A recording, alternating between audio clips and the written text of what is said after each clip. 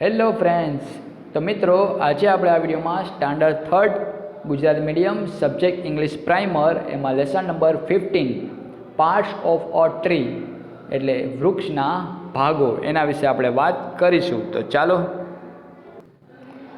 Lesson number 15 parts of a tree એટલે ઝાડના અથવા તો વૃક્ષના ભાગો.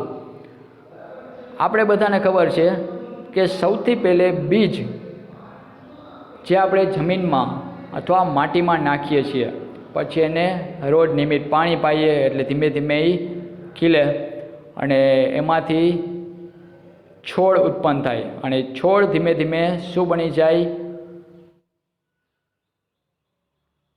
એક વૃક્ષ બની જાય. બરાબર? ધીમે ધીમે નાનો છોડ, પછી મોટો છોડ થાય, પછી મોટા છોડમાંથી ધીમે ધીમે એને થડ આવે અને થડ છે એમાં ધીમે ધીમે ડાળીઓ આવે, ડાળીઓમાં પાંદડા આવે અને પાંદડાઓમાંથી પછી શું થાય? એમાં ફૂલ આવે, ફૂલમાંથી ફળ આવે અને ધીમે ધીમે એ વૃક્ષ બની જતું હોય છે.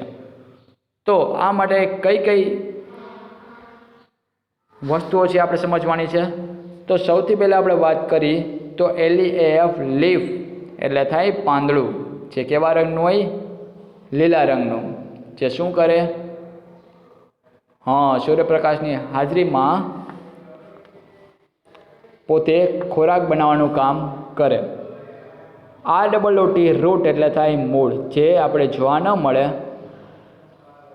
એ ક્યાં હોય? જમીનની અંદર.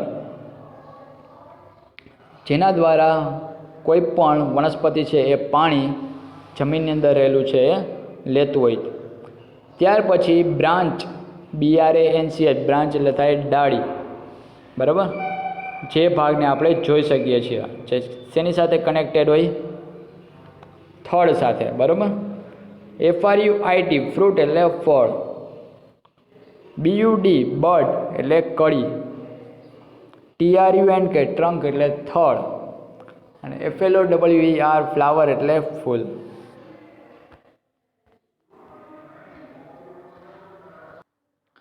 BUD બડ એટલે કળી, LEAF લીફ એટલે પાંદડું, FRUIT ફ્રૂટ એટલે ફળ, FLOWER ફ્લાવર એટલે ફૂલ, BRANCH બ્રાન્ચ એટલે થાય ડાળી, TRUNK ટ્રંક એટલે સૂંઢ અને ROOT રૂટ એટલે થાય મૂળ.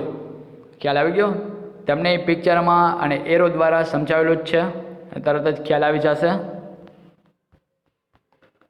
હવે નીચે આપેલા ઝાડના ભાગોને ઓળખી તેના અંગ્રેજી નામ લખો. એમાં પહેલું શેનું છે? ફ્લાવર એટલે FLOWER ફ્લાવર એટલે ફૂલ. ત્યાર પછી ડાળીનું ચિત્ર અહીંયા આપેલું છે, એને ઇંગ્લિશમાં કહીએ છીએ આપણે બ્રાન્ચ, BRANCH બ્રાન્ચ એટલે ડાળી. ત્યાર પછી અહીંયા ફ્રૂટ આપેલું છે, કેનું છે? કેરીનું એટલે કે મેંગો. ફ્રૂટ FRUIT ફ્રૂટ એટલે ફળ. LEAF લીફ એટલે થાય પાંદડું. TRUNK ટ્રંક એટલે થાય ઝાડનું થડ અને આ તમને આપેલું છે રૂટ, ROOT રૂટ એટલે થાય મૂળ. બરાબર? તો આપણે જે ક્રિયા થાય છે એ જરાક જોઈ લઈએ. વનસ્પતિ એટલે કોઈ પણ વૃક્ષ હોય કે જે મૂળ દ્વારા શું લે છે? જમીનની અંદર રહેલું પાણી અને નાઇટ્રોજન વાયુ લે. બરાબર? કે જે નાઇટ્રોજન છે એ ખાતર સ્વરૂપે હોય છે જમીનમાં અને એ સમયે સૂર્યપ્રકાશની હાજરીમાં લીલા પાંદડા છે એ શું કરે છે? લીલા પાંદડા સૂર્યપ્રકાશની હાજરીમાં ખોરાક બનાવવાનું કામ કરે છે અને એ ખોરાક ધીમે ધીમે ડાળી, થડ, પર્ણ અને પુષ્પ બધા જ સુધી પહોંચે છે ધીમે ધીમે. કારણ કે એના માટે શું આવેલું હોય? એની અંદર અન્નવાહિની આવેલી હોય. બરાબર? કે જેના દ્વારા તે વનસ્પતિના દરેકે દરેક ભાગ સુધી પહોંચતું હોય. બરાબર? એવી રીતે પાણી છે, તો પાણી છે એ શું થાય? મૂળ દ્વારા શોષાયેલું પાણી અને નાઇટ્રોજન કે જે ધીમે ધીમે નીચેથી ઉપરની બાજુ એટલે થડમાંથી ડાળીમાં, ડાળીમાંથી ક્યાં જશે? પર્ણ અને પર્ણમાંથી પુષ્પ અને ત્યાર પછી ફળ સુધી એ પહોંચે. એટલે જ ફળ છે એ આવે બરાબર. ફળને પણ થોડું થોડું છે પાણી મળતું હોય છે, જેના કારણે ફળ છે ધીમે ધીમે એનો વિકાસ થાય. અને એવી રીતે એક ડાળીમાંથી બીજી ડાળી, બીજીમાંથી ત્રીજી, ત્રીજીમાં ચોથી, એવી રીતે ડાળી છે વિકાસ પામતી હોય છે અને ધીમે ધીમે એ ઝાડ મોટું થતું જાય છે. તો આ નળી કઈ હોય છે કે જે પાણીનું વહન કરાવે છે વનસ્પતિની અંદર? તો એને કહેવાય જલવાહિની. અને ખોરાકનું વહન કરાવે મેં હમણાં જ કીધું તમને, અન્નવાહિની. શું કહેવાય એને? અન્નવાહિની. બરાબર. એ તમે આગળ અભ્યાસ કરશો એટલે સાયન્સમાં તમને બધું આવશે.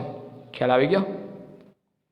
તો આ આપણે પાર્ટ્સ ઓફ અ ટ્રી એટલે કે વૃક્ષના ભાગો એ પૂર્ણ કરીએ છીએ. ફરી પાછા મળશું નેક્સ્ટ વિડીયોમાં. Thank you.